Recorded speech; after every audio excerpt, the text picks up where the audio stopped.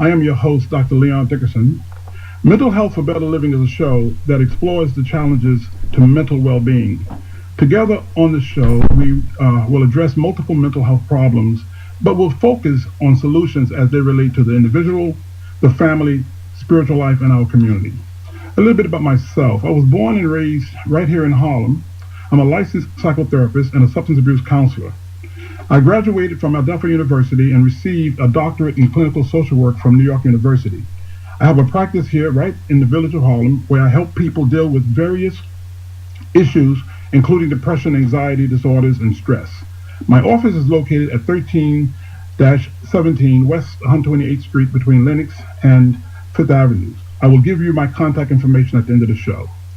Today we have a great lineup. Today we're going to look at a case of post-traumatic stress disorder, commonly called PTSD, that went undiagnosed for years, and how one form of martial arts can actually help to maintain our mental health being. So the second part of the show, we will be dealing with medicine, Chinese medicine, and we'll be speaking with Dr. Robert J. Woodbine. But today, I'm very excited about having on the show Sergeant Stephanie Shannon. And our first guest is online, and Ms. Shannon has suffered with PTSD for 20 years before she was diagnosed, and consequently wrote a book which is called Battling the Storm Within. Sergeant Shannon, welcome to Mental Health for Better Living.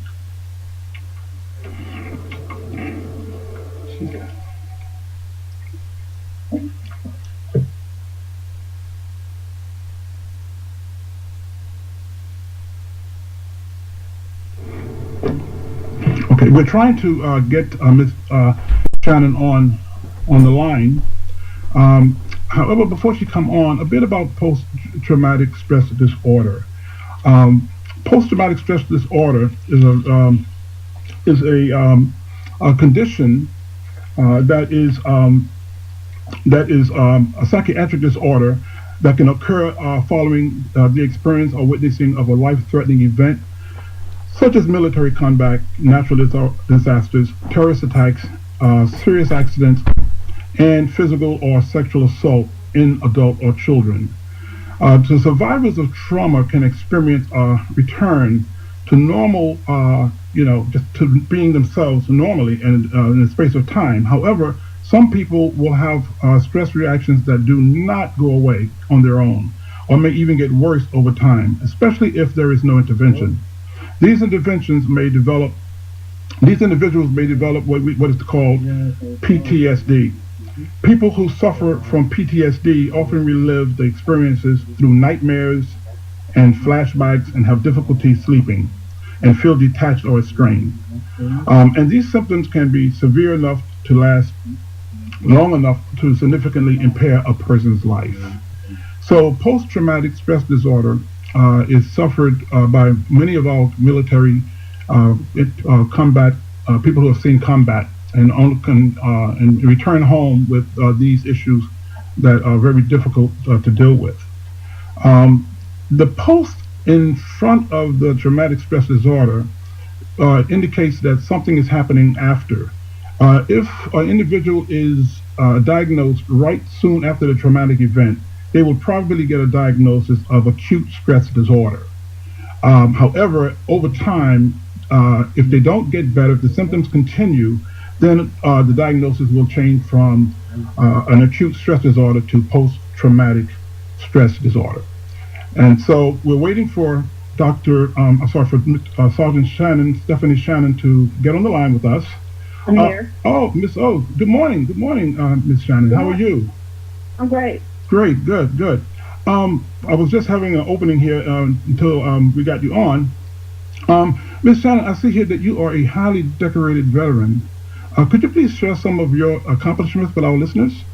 Sure. Well, I served in the U.S. Army as a sergeant, non-commissioned officer for 8 years, and in the Desert Storm, Desert Shield Persian War during 1990 and 1991. I earned the United States Service Ribbon for service in Persian Gulf War, Desert Storm War, National Defense Service Medal, Southwest Asia Service Medal, Army Reserve Component Achievement Medal. I also attended Grand Valley State University, where I studied psychology and earned a bachelor's degree in 1996. And I have 27 years of experience and training working in the field of paralegal, real estate, social work, and entrepreneurial and business. And I also have my own nonprofit youth development organization that I started in 1999. And it's called Step Seeds Incorporated, and it serves the at-risk youth in the community. And I'm now an author of Battling the Storm Within books, an inspirational speaker, and a veteran advocate. Wow. Okay, you've done a whole lot. You suffered with PTSD. It took a few seconds to define what that actually is from a clinical perspective. But you suffered with PTSD for 20 years before you were diagnosed. Could you please tell our listeners what PTSD is? It is a psychiatric disorder, and it occurs experiencing a life-threatening event such as, like you said, in the military combat, natural disasters. It can be serious accidents, physical, sexual assault in adult or childhood. Talk about the cause of your PTSD. Actually, my PTSD was caused, I served in the Desert Storm War, and I suffered what it calls MST, which is military sexual trauma. Military sexual trauma is experience of sexual assault or repeated threatening sexual harassment that a service person experienced while during their military career. It's actually a psychological trauma, and it results from physical assault in sexual nature, battery of sexual nature, sexual harassment.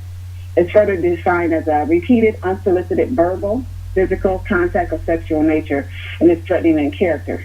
MST is an experience, not a diagnosis of a mental health condition. Okay, all right. So it is basically an experience of what's actually going on at the time it's going on. But why did it take so long for you to be diagnosed and treated?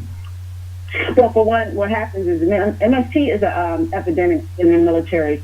That state that 1 in 4 women and 1 in 4 men experience it. 1 in 3 men and women in the military are actually raped. 1 out of 7 don't report it, and 1 out of 10 that do report it do not go to trial. So we're dealing with a lot of issues there. I didn't report it, and what happened to me was because there was no system of reporting available. As a lot of people know, nobody likes a rat. You don't tell your comrades. And that's the problem I had there, was that all these years I was suffering with a situation where I couldn't speak on because I was harassed. And I was ostracized and bullied by my leaders, the ones that were in authority that were supposed to protect. And at the time,